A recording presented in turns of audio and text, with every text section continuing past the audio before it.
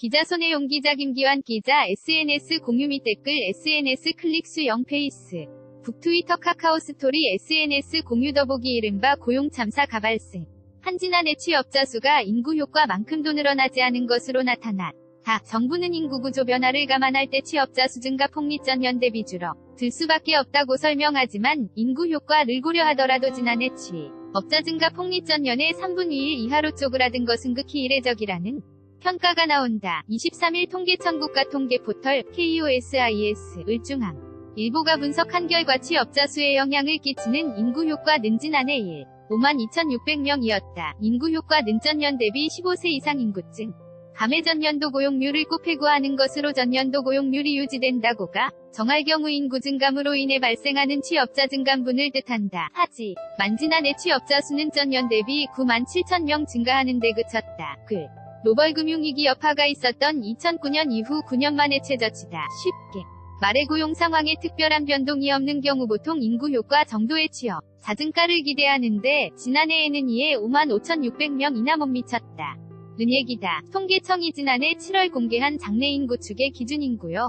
과 15만 8천명에도 6만 명 이상 모자란다. 취업자 수 증가 포기 인구 효과를 밑돈 것도 2009년 이후 9년 만에 처음이다. 0.201 영년대에는 해마다 인구 효과의 신규 취업자 수 증가 폭을 유지해 오다가 지난해 앞에 부호가 로 바뀐 셈이다. 0.2017년 만에도 늘어난 취업자 수는 31만 6천 명으로 당시 인구 효과 19만 70을 12만 명 가까이 웃돌았다. 통계청장을 역임한 유경준한 국기술교육대 교수는 주 52시간 재시행으로 근로시간이 줄고 1. 가정양립형 일자리에 대한 수요가 늘어나는 점을 감안하면 취업자 수는 당 연이 인구 효과 이상으로 늘어야 한다며 경기 둔화의 제조업 구조 조정, 관광객 감소 등으로 고용이 부진한 상황에서 최저임금 상승이 기름을 부은격이라고 진단했다. 사실 지난해 2월부터 취업자 지표가 나쁘게 나오자 정부는 인구 구조 변화를 주된 원인으로 지목했다. 과거보다 일할 사람이 크게 늘지 않아 취업자 증가 폭도 줄었다는 것이었다. 그러면서 지난해 7월 통계청은 인구 효과라는 개념을 들고 나왔다. 그러나 이 취업자 증가 폭이 인구 효과에 턱없이 밑돌면서 인구 탓 얘기는 잦아들었다. 대신 취업자 증가 폭둔화 원인은 구조적 요인, 변기적 요인,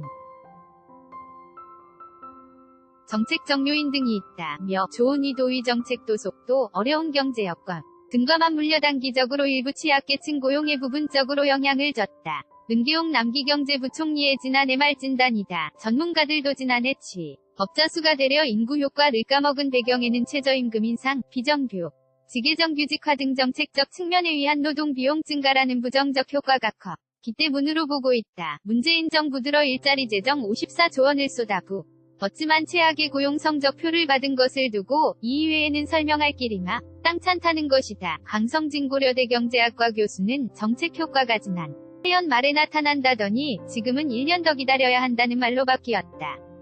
이제인 염정 욕심을 버리고 기업들과 소통 대화를 통해 민간 투자 활성화를 통한 일자리 창출 대책을 마련해야 할 때라고 조언했다. 정부는 올해 취업자 15만 명 증가를 목표치로 잡았다. 지난해 7월 내놓은 2019년 장래 인구 추계 기준 인구 효과 14만 9천 명와 비슷한 수준이다. 김태기 단국대 경제학과 교수는 지난해 16.4 올랐던 최저임금이 올해도 10.9% 올랐고 주요 경제지표는 지난 해보다 나빠질 것이라는 예상이 많다라며 정부 재정으로 만들 수 있는 일자리가 제한적이기 때문에 목표 달성이 쉽지 않을 것이라고 전망했다. 세종는 손혜용 김기환 기자 SOHN.IONG /JOONG ANG.co.kr 택